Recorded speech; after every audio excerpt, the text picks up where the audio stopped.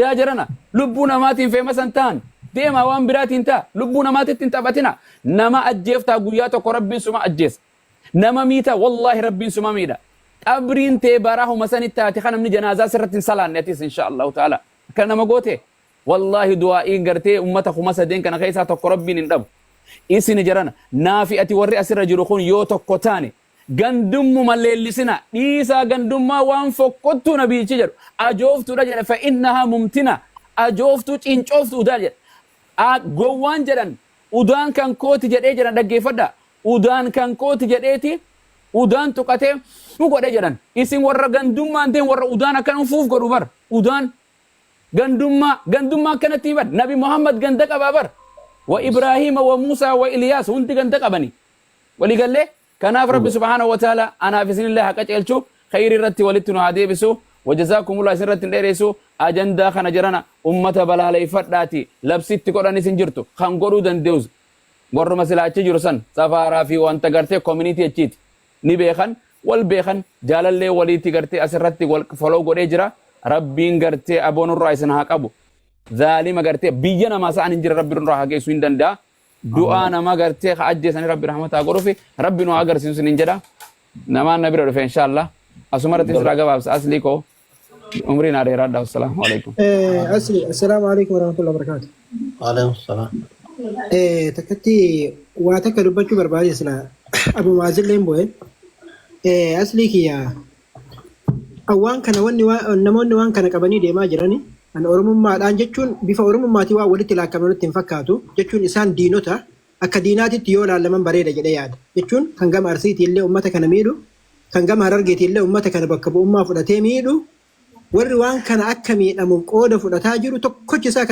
كدر لولا كيسة ترماتي تقول لينجرو ورد جيتي كمان كم مجرى من كنا في مسي ورد أن تكوتش سا كدر سنة كيسة ترجمة بكسنة ترجمة نمولو كيساجرو تماجرو لينجرو كولتم سيساجرو بكبراجرن كولتما جرو أموتو كونتك كيسا قودن كم نتي أما أموتو والروان كان أكا ولتمني في أكا والهداني فكا ولجيسن كيسا تقودة فرتاجرو أن أورمما ولتك أمنا نمكين سبكين نجده أكا نمتكوتي والله كاتن كم سنين الله إلا كاتن جده أبدين كم سنين قال إلا كاتن جده أبدين كم أرسي بكا بؤين نما ميدو كنما أجيسو فيالي قولو كنما جفاكو كنما مديسو أرسو مدلين كم أورمما اللي ولتين كم وما ولدتين كم في مسيحته بابر بعدها وما ولدتين كم والله كان كم أرسوم ويت ولدتين كم هررجة بكبوه دفع هررجوم كبكبوه تي وفلاتير فسول الله أرمم ما ويت ولدتين كم وان سبين كم كان جنة وان سهيم النتوك كلهم كم كولجتة كسكودة فلاتو دين أرموتي دين إسلام أكثت يوم بكم أكثت يوم مرتين لفكام تيتو بريدة مالي eennu caare eennu bakka bu'ee ka waraana labsaa jiru homaa walitti hin qabnu san akkasii yoo walii fahamne bareeda. Kanaaf ijoolleen gama keennaatiillee sooshaal miidiyaa gubbaa teettanii akka feemasiitittillee akka wal waraananiif akka wal tumaniif mana banattanii cafaqi tumi ajjeesi jechaa jirtan homaa walitti hin qabnu. Keennaa miti keenna jennee waan silaa akka nu hin qabnu keessan jetteellee nutti illee asin himatinati keennaa miti ormummaallee homaa walitti hin qabnu jechuu barbaadaa galatooma.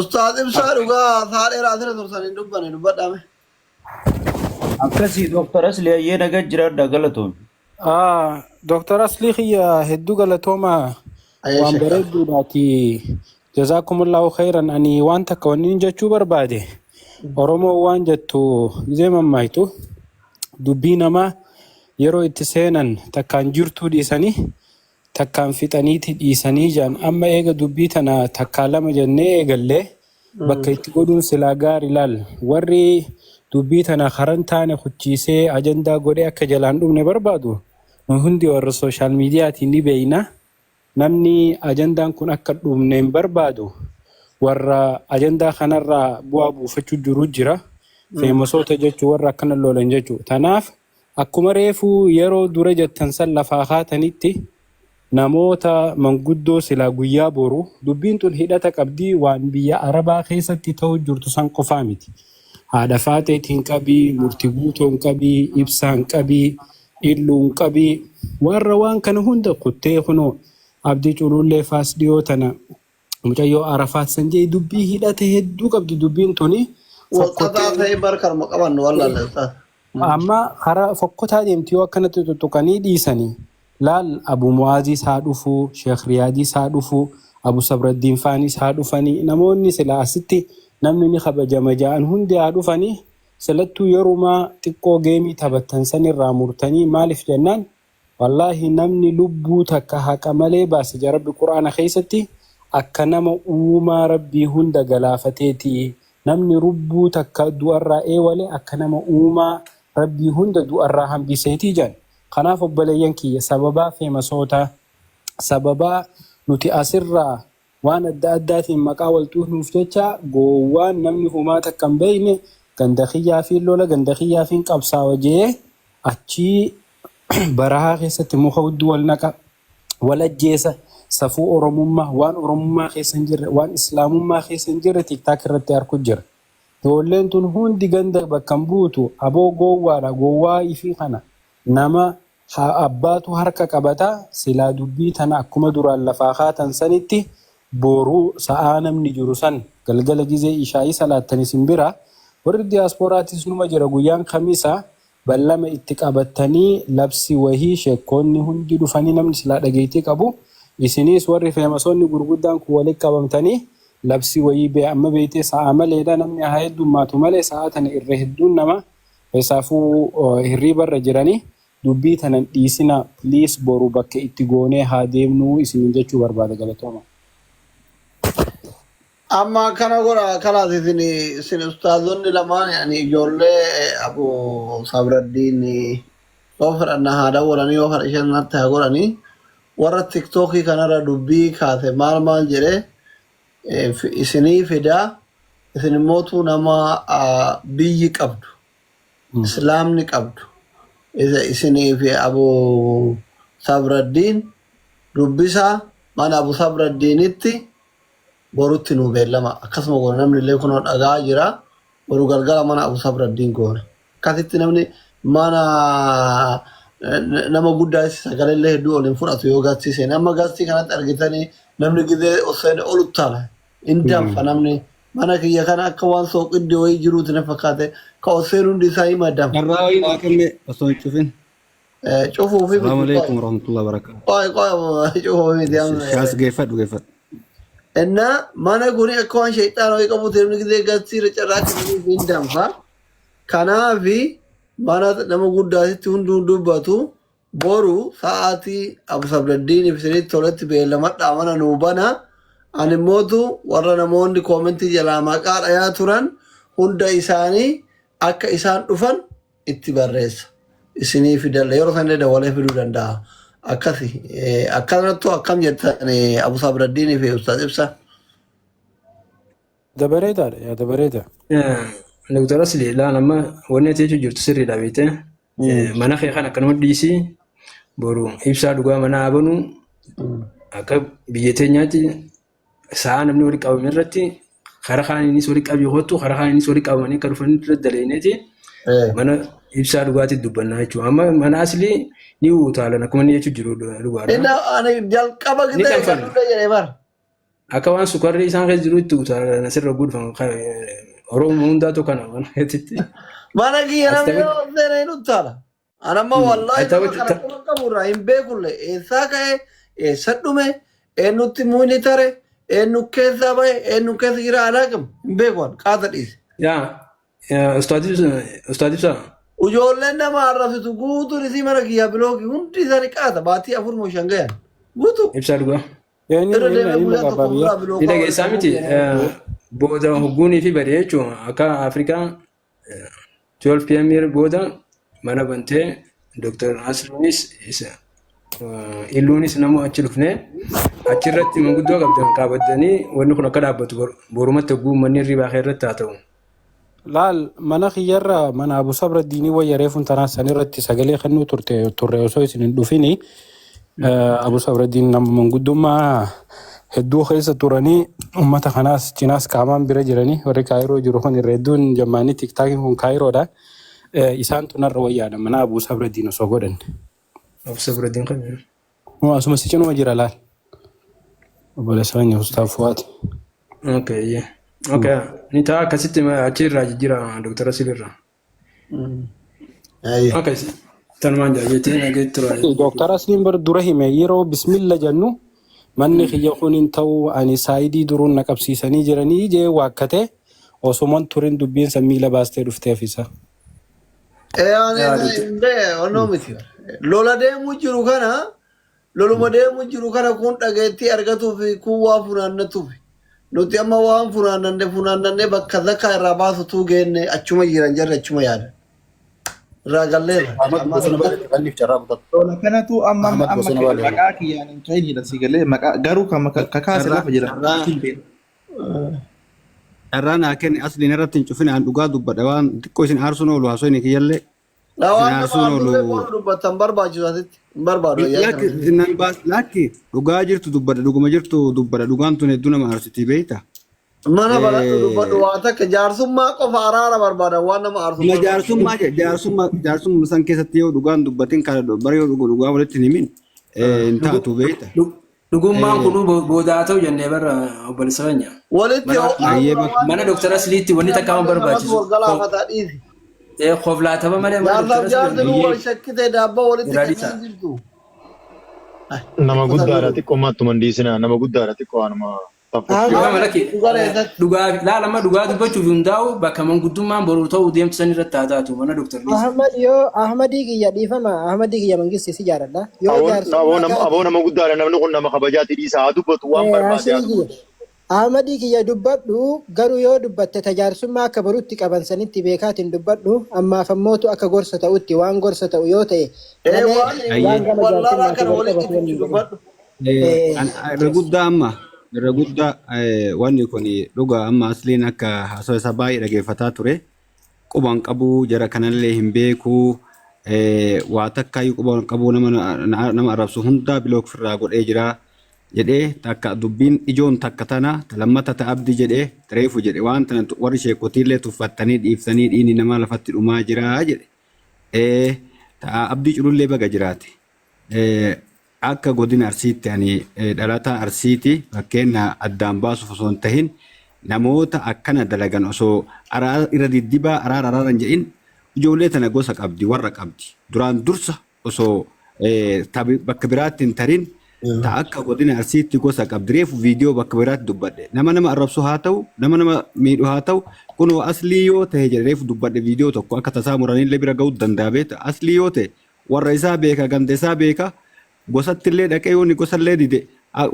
gosaa fi warra isaa beekaa hin qaba jedheen hin danda'a aslii fi haadha faaxillee kofalillee dhaqee abdii ukumeellee asaasallee dhaqee abdii ammoo cululleellee warra isaallee beeka abdii cululleellee ijoollee amma akka tagaaratti galte tanama miitullee hin beeka asliillee dhima beeka ijoollee tana warraan qabu maatii isiitiin qabu yoo akkatti hundirraa waan kana rakkoo jirtana ufitti as deebifnee yoo hin godhin araaramaa libbi irra diddibaa iqirbaluun tuni akkatti furmaatan fiddu tarkaanfii irratti fudhatamuu qabdi osoo namaa waan jedhin laal dubbiin amma isin aarsuun jedhe osoo namaa waan jedhin sila mee asli si gaafadha abdii ukumeellee warra arsii asirra jirullee nuti yeroo hunda walloo nutu wallola jimmaan nutu wallola harraggee nutu wallola yoo nutu badii qabamoo ummatuma kana numa jibbaa namuu numa jibbaa yeroo maraa ganduma lolaatiin barasitti daramne biyya keessatti maali ijoollee arsiita masikkoo mandoottuu namaa wallolaa oola guyyaa rabbii mara oromoon tun maa wallolaa oola tan ofitti deebiftanii gaafattanii hin sodaattanii hin gaafanne irra dibaa gootan maa kana furmaata fiduuf gosa beena warra beena kabaalillee hin beeka sheekotii qabadhee dhaqa gosa isaatti abdiin beeka ijoollee sirkaa hin beeka ta maadiyaa keessa jirtu takka hin beekan sodaata malee nan dhiiftu jedhee sodaata malee abdii culullee hin beeka jechuudha. Qabu wallaahi hin dhaqa ganda isaa illee hin bilbilallee maatitti illee gosa isiitu qaban ijoollee arsiita miidhaa jirullee ijoollee arsii sababaa ijoollee arsiiti jechuudha. Ijoollee mateen nama tuqaa jira dhugaa walitti yoo himne ammoo isinitti dhooytaan jedhu tareefu tana ofitti himuu dadhabne haga ammaatti maali tokko godina maraanuu wallolaa wallu yeroo maraa teenne kanaan dura naafatti asliin beekta arsiif wallollee numattaa arsiif jimmallee numattaa xoorinata keenya dhaabatu maal aalamni oromoo keessaa maali ofitti hin qaanfannu eenyu caalle nu oromoo keessaa bar yoo arsiin nama caaltellee yoo faayillee taate sanduuqa qorsaa ofsaallee yoo kataa'u taate jabinni keenya suni oromoo hundaa ta'uu qaba malee nu nama caalla teenne gubbaa haa aantu nama maraa hin moo'enna waan akkanaa kana dhaabaa ofitti himuu qabna laal of qeequu qabna namni ummata ijoollee wal fichiisaa jiru ijoollee mateenya ta'arsiiti. Tanammoo akka itti qabuu dandeenyu gartee tashaffattee biyyaa baatee fi hattuu tagaaratti galte ammoo gosa qabdi warra qabdi abdii cululleelleen beeka abdii hukumeelleen beeka atilleen beekta mataa keetii ijoollee ganda keetii yoo taate seerrilleen jira mootummaalleen jira akka godina arsiitti wallaahi billahi maqaa listii isii naa kennaati maatii isii bira dhaqnee gara jaarsummaan adabaan yoo dide ammoo bakka inni jirutti warra isaa akka irraa balaaleffannee kennaa miti jennee irraa baana haganuma dubbachuu barbaada miira keessa jira. Assalaamu alaikum warahmatullahi wabarakatuh. Waalaikum salaam warahmatullahi wabarakatuh. Ganda keenya keessa namni tiktookii fayyadamu anaaf reedii qofa achitti qofa. Bareeda yaanni ati jette bareeda dhugaadha. Warra baree keessa deemee biyya namaatti wal dararu kana yoo inni homaan angora jedhee kan yoo taate haadha abbaatti himatu yoo haadha abbaa dhaga'uu dide haadha abbaa seeratti dhiyeessu. Seerri amma dhiyoo kana Itoophiyaan baate fa'aa nama biraati miti daalachayyuu ka'eessumni isaa ajajaa waraana Itoophiyaa ka abbaan isaa abbaa qabeenya dhuunfatti mana hidhaa qabutu karchallee jira jechuudha. Bataam baay'ee jabaatee jira heerri Itoophiyaatti. Warra asirraa nama wal ficciisu kana baay'ee salphaadha jechuudha. Osoo akka aangootiif akka birriitti daalacha mata hin dhabne Biraanuu Juulaa eessuma isaati. Maarshaaliin guddaan sun jechuudha. Abbaan isaa abbaa qabeenyati. Birrii fi silxaanni daalachayyuu hidhaan oolchine jechuudha fi ijoolleen kenna yoo dubbiin jabaattee garaa walii jabaachuun dhufte gurruma isin haa buutuu fi wanni afmaa jedhe sun sirri. Seerri haarawaa bahee nama arrabsu miidiyaa irratti hawaasa waliin buusu amantiin gandaan waliin buusu waggaa 3 hanga waggaa 7 jedhan. Umaa rakkoon qabu kayoo ati biyyaa namaatti galuu didillee haadha keetiif abbaa kee keessaa tokko waggaa 7 itti murteessite ganda namaatti fi asirraa miskiina dararuu hin dandeettaa jechuudha. Kun asumaan himannaa itti bananii si jala deemanii eessarraa akka dhufte ilma eenyu akka taate qoratanii ol galchuun hin danda'amaa jechuudha. Kanaaf immoo soba akka hin jennee fi daalachaan isinii ragaadha. Dubbii ijoo kaase Ahmad galatoon. Namni biraa namni dubbanne yoo jiraanne ustaazni yoo dhageettan borsaa meeqatti akka mana bantan nutti hima carraa dhumaa boru yaala ana ganarra dubbii babal'isee akka ammallee sababaa kiyya sababaa mana kanaatti namni walitti bu'uun barbaadu. Akkuma duraanitti nagayuma wayii. Ustaaz Sabraddiin jirtanii? Raasni Bakka boru sa'aatii galgala sa'a 10 kana banaa kama. inshallah ya rabbi jetole. Amma dubbitan akkam goona seetan Dr. Hamzaa namoonni as jirtan hundirra sanoo akkam goona seetan dubbitana gamlachuutirraa nama lama kanneen biraa deemna. Dubbii abbaatti goonee biraa deemna.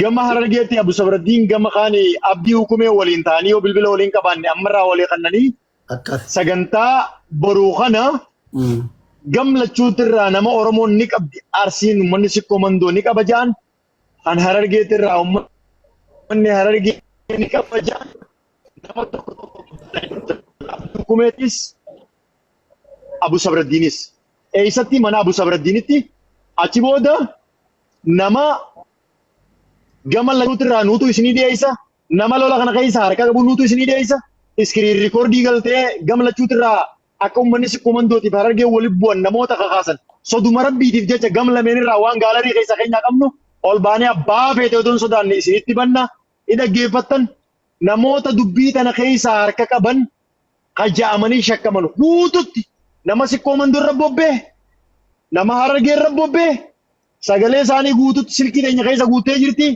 Isiniif itti banna ummata kana Oromoo irraa qabne mana isaaniitti galchine ka seeraan gaafatamuu qabu seeraan gaafachiifne kan diin isaa ba'uu qabu dhiiga isaa baafne boru addaan gallaa abdii hukumeetii fi Abu Sabraddiin dubbii isinii kannanne. Fudhattanii abdii. Dubbii Oromoo isinii kannate abdii hukumee jaarsa nama guddaadha dhaggeeffadhu. Ibsaa dhugaa sheekotiin ganna qabnu namni aalimaa ganna qabu. Ustaaz ibsaa dhugaa Abu Sabraddiin isinitti kennanne fudhattanii boru isin eenyu kan abdii fudhatteeti sheekonni maan diddu waajibaa isaan irratti. Abdii. Sheekotiin hin diddu. irra feetir. Ana ba bakka na buusta dhaan sheekaa miti sheeka godhi kaa jechuun ana ilaalcha biraatitti fudhatamuu waan danda'uuf nama sheekaa nama jaarsaati nama jaarsaati Nama jaarsaati nama dubbii waliin heera dubbataa turre waliin dubbii heeraa dubbataa turre waliin dubbii sirnaa dubbataa turre naafete dubbii sirnaa waliin dubbataa turre saniifis kannee dubbii tana lafa dhiirtee dubbii jalaan baatu beekadhu yakki guddaa sirratti hin deebiin dubbii tana jalaa dheessite jara wajjin hirmaadhu sagantaa yoo Sheeriyaad gammadaatitti bilbilleetiin jechuudha. Sheeriyaad gammadaatitti bilbillee isaan illee as keessatti qoodaa fudhatanii isaan kadeessinee isaan dhiyeessinee anillee isaan duubaan itti aana malee jechuudha. Amma osoo Sheeriyaad itti daawwaltee fidatta kaa. Yaada bareeda kun hin itti daawwaltee fidda see siin nama fida. Itti daawwaltee fidda isaanis. Siin nama fida. Keekkotii fiddaa baru ofii miti. Ati ofii mara koo qabu. Abdii ijoollee isatu wanni harkaa qabaa beeki hin beeka ijoollee tana takka takkaan beekan wal beena bar beeka asli hin beena. Ijoollee maaliif beekan aslan ijoollee ani waan akka isa hin beektu ijoollee maaddiyaa jirtu hin beektu takka takkaan beekta. Wallahi wal hin beeknu. Daa jechuun ni dandeetta wallahi hin beekta si hin beekta. namoota Majjana maaliif beekta asli yeroo hedduu ijoolleen balaa kaaftu ijoollee arsii keessaa ijoollee sirkaati. Saniif jetteemi? Saniif hin jenne hin beekta aga tokko nama muraasa hin beekta. Wallahi takka namni waa dheessu eegale dabala kana bar namootu balaa dheessu. Ijoollee waraana gaaraa ni beekama fakkeenyaaf ijoollee waraana gaaraa ni beekama. Tabaalillee itti goonee jira. Ijoollee waatiidha waatiidha. Wallahi dhagahi yoo jar ila asli dhageetta. Si danda'ami na beekta mire. Si danda'ami si. Eeganta si beeka bara warra keessi beeka wal dandeenya wal beena bara akka wal dandeenyu wal beena namni gosa qabna fira qabna yoo achi viidiyoo dhaqee akkuma reenganta dhaqee mucaa yoo takka ganta warra isii dhaqee haati mana jiite ila kun mucaa keessan qabadha isii salphinnaami hin beena ijoollee tana takka takka hin beena dhaabsisuullee hin dandeenya ati ijoollee sirkaan irraa dhaabi atillee gaara olaanuu dhaabi taanillee namatti goona ijoollee gaara keessa jirtullee hin beeytanii yoo didde ammoo ila wanni illee si ijoolleen gara kennaa anaaf ganda kennaa anaaf reedii bana tiktookii fayyadamu inni jirama wallahi hin beeku hin jira. Lakki hin jirtu duriyyeen hin jirtu taawaan yaa kanaa hin jirtu akka jettu ani dhagaye bulchaa godinaa sii fida asirratti maqaa listii jaraa baafnee ganda isaa wajjin maatii isaa irratti harkaanfii fudhatama ufitti haa deebinu dura namarraa haa dhaabannu. Istiraatiijii kana warra keenya illee gabbuufna warra keenya dhalaa fi dallee kataa'ee tiktook irraa ganda waliin namatti. Asli dhageetta irra dibaa fi oromummaa jinnijan kaala arsirratti harkaanfii fudhanna nuti.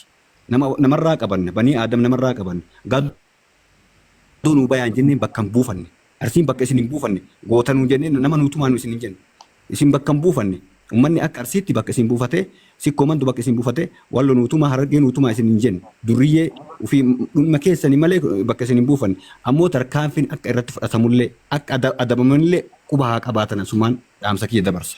Ila bulchaa godinaan anillee dhaamsa kanatti aansee dhaamsa tokko dabarsa dhiifama naa godha ummata keenya ijoollee teenya hawaasa keenya harargee ka biyya keessa jirtan namoota sooshaal miidiyaa gubbaa taa'ee kutaadhaan nama walitti jiru taa'ee nama arrabsu ka ganda isaa beektan namni hundi bilbila qaba biyya keessatti ganda isaanii bira dhaqaati viidiyoo naa dawwala karaa gabaabaa yaana namni hundinuu akkasi gandaan qabu qabna nama gandatti himanii gandii dinnaan gandummaan akka qabamu godhuu danda'u qabna. Hamza gandamaan goota mootummaan kottee lafaan hin ga'u waan takka viidiyoo qabatamaa namni seeraa fuudhee finnaan mootummaa abiyyi ni hidha.